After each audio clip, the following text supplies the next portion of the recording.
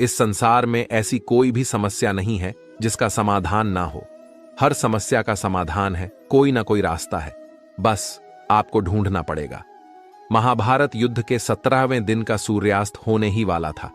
अर्जुन के हाथों बाण लगने से जब कर्ण मौत के निकट था, तब वह बेहद पीड़ा से गुजर रहा था। कर्ण के मन में ढेरों सवाल थे जिनका वह जवाब चाहता था। अपने प्रश्नों का उत्तर पाने के लिए कर्ण ने भगवान श्री कृष्ण को याद किया। कर्ण के निवेदन पर भगवान श्री कृष्ण कर्ण के पास गए। श्री कृष्ण के समीप आते ही कर्ण ने कहा, प्रणाम वासुदेव, अच्छा किया आप आ गए। मेरे मन में कुछ प्रश्न है जिनका उत्तर मैं आपसे चाहता हूं। भगवान श्री कृष्ण करुणा भरे स्वर में बोले, हे प्रिय भ्राता कर्ण, आपको इस हालत में देख मेरा मन विचलित हो रहा है। बहुत पीड़ा हो रही होगी ना। मित्र, तुम्हें भगवान कृष्ण की बातें सुनकर कर्ण मुस्कुरा दिए। भगवान कृष्ण ने कहा, पूछो राधे, क्या पूछना चाहते हो। कर्ण ने भगवान से कहा, हे वासुदेव, मेरे दुर्भाग्य की सीमाओं को क्या आप माप सकते हैं। मैं सूर्य पुत्र राधे कर्ण के नाम से जाना जाता हूं। मैं कुंती पुत्र कर्ण राधे के नाम से जाना जाता हूं। मैं कुलीन युधिष्ठिर शक्तिशाली भीम शूरवीर अर्जुन सुंदर नकुल और बुद्धिमान सहदेव का ज्येष्ठ भ्राता कर्ण राधे के नाम से जाना जाता हूं। सारा संसार मुझे सूत पुत्र कहता रहा और मैं सुनता रहा। तनिक सोचिए वासुदेव, तनिक सोचिए, तनिक मेरी पीड़ा को समझने का प्रयत्न कीजिए। भगवान कृष्ण कर्ण के और पास गए और बोले, हे राधे, आज जो भी बोलना है जी भर कर बोलिए।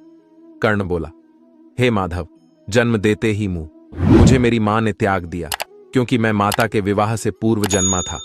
परंतु एक अवैध पुत्र के रूप में जन्म लेने में मेरा क्या अपराध था। गुरु द्रोणाचार्य ने मुझे शिक्षा देने से मना कर दिया क्योंकि मैं एक सूत पुत्र था। क्षत्रिय होते हुए भी मैं क्षत्रिय नहीं था। जीवन भर मैं इस बोझ को ढोता रहा, परंतु इसमें मेरा क्या अपराध था। भगवान परशुराम ने मुझे उपहार स्वरूप शिक्षा तो दी, परंतु अभिशाप स्वरूप श्राप भी दिया कि जिस वक्त इस विद्या की मुझे सबसे अधिक आवश्यकता होगी, उस वक्त मैं उस विद्या को भूल जाऊंगा। अब बोलो केशव, इसमें मेरा क्या दोष था। एक बार जब मैं अपने शब्द भेदी बाण की विद्या का अभ्यास कर रहा था, तब मेरा तीर गलती से एक बछड़े को लग गया और बछड़े की मृत्यु हो गई, जो बस एक दुर्घटना मात्र थी। मेरे बार बार माफी मांगने पर भी बछड़े के स्वामी ने मुझे श्राप दिया कि असहाय अवस्था में मेरी भी मृत्यु होगी, जबकि इस दुर्घटना में भी मेरा कोई दोष नहीं था। परंतु फिर भी मुझे उस श्राप का कष्ट भोगना पड़ा। हे माधव, दुर्घटना किसी से भी हो सकती है, इसमें मेरा क्या अपराध था। इतना ही नहीं, द्रौपदी के स्वयंवर में भी मेरा अपमान हुआ क्योंकि मैं एक सूत पुत्र था। क्या सूत पुत्र होना मेरा स्वयं का चुनाव था। परिस्थितियों ने मुझे सूत पुत्र बनाया था, इसमें मेरा क्या अपराध था। कर्ण ने आगे कहा, हे केशव, आज जो कुछ भी मुझे प्राप्त हुआ है वह दुर्योधन से ही प्राप्त हुआ है। यदि मैं उसकी तरफ से लड़ा तो मैं गलत कैसे हुआ।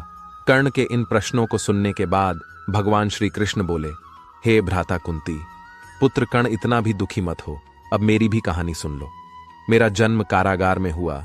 जन्म से पूर्व मामा कंस के रूप में मृत्यु मेरी प्रतीक्षा कर रही थी। जिस रात मेरा जन्म हुआ, उसी रात मेरे माता पिता ने मुझे अपने आप से अलग कर दिया। हे कर्ण, तुम्हारा बचपन खड्गरथ, घोड़े, धनुष और बाणों के बीच उनकी ध्वनि सुनते हुए बीता। परंतु मुझे ग्वाले की गौशाला मिली, गोबर मिला और खड़ा होकर चल भी नहीं पाया कि उसके पहले प्राण घातक हमले झेलने पड़े। कोई सेना नहीं, कोई शिक्षा नहीं, कोई गुरु नहीं।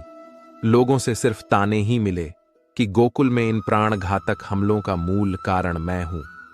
तुम्हारे गुरु परशुराम तुम्हारे शौर्य की तारीफ करते हुए कह रहे थे कि भगवान शिव को छोड़कर तुम्हें कोई परास्त नहीं कर सकता। मुझे उस उम्र तक कोई शिक्षा भी नहीं मिली। तुमने अपनी पसंद की कन्या से विवाह किया, परंतु मैंने जिस कन्या से प्रेम किया वह मुझे नहीं मिली, बल्कि मुझे उस कन्या से विवाह करना पड़ा जो मुझसे प्रेम करती थी, जो मुझे चाहती थी। जरा संध से बचने के लिए मुझे मेरे पूरे समाज को यमुना के किनारे से हटाकर दूर समुद्र के किनारे बसाना पड़ा।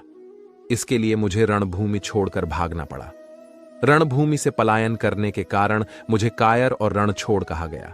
जरा विचार करो राधे, अगर दुर्योधन युद्ध जीतता है तो तुम्हें बड़ा श्रेय मिलेगा। अगर धर्मराज युधिष्ठिर जीतता है तो मुझे क्या मिलेगा? मुझे केवल युद्ध और युद्ध से निर्मित समस्याओं के लिए दोष दिया जाएगा। सब यही कहेंगे कि इस देवकी पुत्र ने महाभारत करवाया है। हे राधे, जीवन हर किसी को चुनौतियां देता है, जिंदगी किसी के साथ न्याय नहीं करती। अगर दुर्योधन ने अन्याय का सामना किया है तो युधिष्ठिर ने भी अन्याय को भोगा है। भगवान श्री कृष्ण आगे कहते हैं, हे राधे, इस पूरी पृथ्वी पर कोई ऐसा व्यक्ति नहीं है जिसे ऐसा ना लगा हो कि उसकी समस्या सामने वालों की समस्या से छोटी है। हर किसी को ऐसा ही लगता है कि उसकी समस्या की पोटली सामने वालों की पोटली से बड़ी है, परंतु यह सत्य नहीं होता। हर किसी की समस्या अपने अपने स्थान पर बड़ी ही होती है, लेकिन इसका मतलब यह नहीं है कि तुम गलत मार्ग पर चलकर समस्याओं का समाधान ढूंढने लगो, क्योंकि हमारी प्रकृति किसी को भी अधर्म के मार्ग पर चलने की अनुमति नहीं देती। और अगर कोई अपनी समस्याओं का समाधान पाने के लिए अधर्म के मार्ग पर चलेगा तो उसका हश्र तुम्हारे जैसा ही होगा। कर्ण अपने जीवन से बहुत दुखी था। उसे लगता था कि उसका जीवन बेहद ही अधिक कष्टों में बीता है, परंतु जब भगवान श्री कृष्ण ने अपने जीवन की तुलना कर्ण के जीवन से की, तब कर्ण को समझ आया कि कृष्ण की समस्याओं के सामने उसकी समस्या कुछ भी नहीं है। अंत समय में कर्ण भगवान श्री कृष्ण का ज्ञान सुनकर बेहद तृप्त महसूस कर रहा था और शांत मन से कर्ण ने अपने प्राणों को त्याग दिया। युद्ध के दौरान कौरवों की ओर से पितामह भीष्म लड़ रहे थे और पांडवों का साथ भगवान श्री कृष्ण दे रहे थे। बहुत भयंकर युद्ध चल रहा था। कौरवों की सेना में हाहाकार मच जाता। जब अर्जुन का बाण चलता था, रोज शाम को जब युद्ध समाप्त होता तो सब अपने अपने शिविरों में लौट आते थे। पितामह भीष्म भी अपने शिविर में पहुंचते थे और जब भी वे वहां पहुंचते थे, वहां दुर्योधन उन पर आरोप लगाने के लिए तैयार रहता था। दुर्योधन उनसे कहता था, पितामह, मुझे लगता है आप पूरी ताकत के साथ युद्ध ही नहीं कर रहे हैं। ऐसा लगता है आप हमारी तरफ से नहीं बल्कि उन पांडवों की तरफ से युद्ध कर रहे हैं। आप पांडवों का वध क्यों नहीं कर रहे हैं? रोज शाम के दुर्योधन यही आरोप पितामह पर लगाता। एक दिन पितामह भीष्म युद्ध के बाद जब अपने शिविर में पहुंचे तो दुर्योधन ने आते ही उन पर आरोप लगाना शुरू कर दिया। पितामह भीष्म भी अब तंग आ चुके थे और उन्होंने गुस्से में प्रतिज्ञा ले ली, मैं गंगा पुत्र भीष्म कल युद्ध भूमि में उतरूंगा और पांडवों का वध करूंगा। इस धरती को निष्पाप कर दूंगा। जैसे ही भीष्म पितामह ने यह प्रतिज्ञा ली, दुर्योधन खुश होने लगा और अपने भाइयों को बताने लगा कि कल युद्ध समाप्त हो जाएगा। कल तो पितामह पांडवों का वध कर दें तो कोई भी नहीं बचेगा, हमारे दुश्मन नहीं बचेंगे। जब यही बात पांडवों के शिविरों में पहुंची और पांडवों की पत्नी द्रौपदी को यह बात पता चली तो उसे अनर्थ होने की आशंका हुई। द्रौपदी भगवान कृष्ण के पास पहुंची और बोली, सखा, हमें बचाइए, मेरे पतियों पर संकट आ गया है।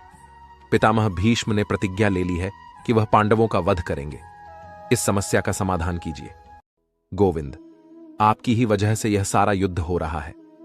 भगवान कृष्ण ने द्रौपदी को समझाया कि यह युद्ध मेरी वजह से नहीं हो रहा, यह युद्ध हो रहा है हर किसी के अपने कर्म की वजह से। और रही बात समस्या के समाधान की, तो समस्या का समाधान जरूर मिलेगा। भगवान कृष्ण ने द्रौपदी को समाधान बताते हुए कहा कि चलो भीष्म पितामह के शिविर में चलते हैं। भगवान श्री कृष्ण शिविर के बाहर रहे और द्रौपदी को अंदर भेजा। वहां पर भीष्म पितामह ध्यान में थे।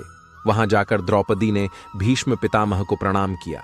जैसे ही द्रौपदी ने प्रणाम पितामह कहा, भीष्म पितामह ने बिना देखे ही कहा, अखंड सौभाग्यवती भव।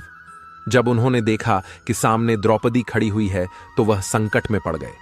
भीष्म पितामह ने द्रौपदी से कहा, पुत्री, तुमने मुझसे यह क्या अनर्थ करवा दिया? थोड़ी देर पहले ही मैंने प्रतिज्ञा ले ली कि मैं पांडवों का वध करूंगा और अब मैंने अपने ही वचन से आशीर्वाद दे दिया। अखंड सौभाग्यवती भव, मैं तो बड़े धर्म संकट में पड़ गया हूं। यह तुमसे किसने करवाया है? तुम तो यह नहीं कर सकती। ने कहा, आप ठीक कह रहे हैं पितामह, यह श्री कृष्ण ने करवाया है।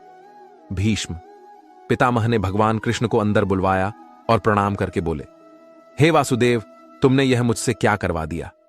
मेरी प्रतिज्ञा को मेरे ही वचन से तोड़वा दिया। मेरी समस्या का समाधान कीजिए। श्री कृष्ण ने कहा, पितामह, आपको खुद मालूम है कि आपकी समस्या का समाधान क्या है। अब भीष्म पितामह ने पांडवों को बुलवाया। पांडवों से पितामह भी भीष्म ने यह वचन ले लिया कि मेरी बात तुम्हें माननी होगी। पांडवों ने कहा, ठीक है पितामह। फिर पितामह ने अर्जुन से कहा, अर्जुन, कल तुम मेरा वध करोगे।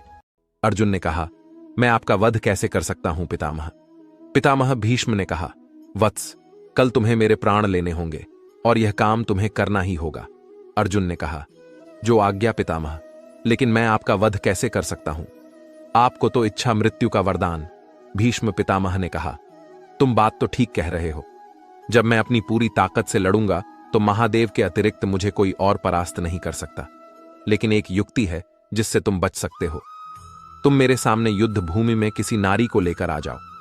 पांडवों ने कहा, पितामह, युद्ध भूमि में नारी कैसे आएगी? पितामह ने कहा, अब यह सब वासुदेव पर छोड़ दो। अर्जुन दूसरे दिन युद्ध में अपने रथ पर शिख को लेकर आया और पितामह को बाणों की शैया पर लिटा दिया। भीष्म प्रतिज्ञा भी नहीं टूटी और पांडव भी बच गए। दोस्तों, यह छोटी सी कहानी बहुत बड़ी बात सिखाती है। पहली बड़ी बात सिखाती है कि जिंदगी में संस्कार सबसे बड़ी चीज है। हमें अपने संस्कार नहीं भूलना चाहिए, क्योंकि संस्कार जिंदा रहेंगे तो हम जिंदा रहेंगे। और यही काम कौरवों की पत्नियां कर देती तो शायद कौरव भी जिंदा रह सकते थे। और दूसरी बड़ी बात कि जिंदगी में हर समस्या का समाधान है।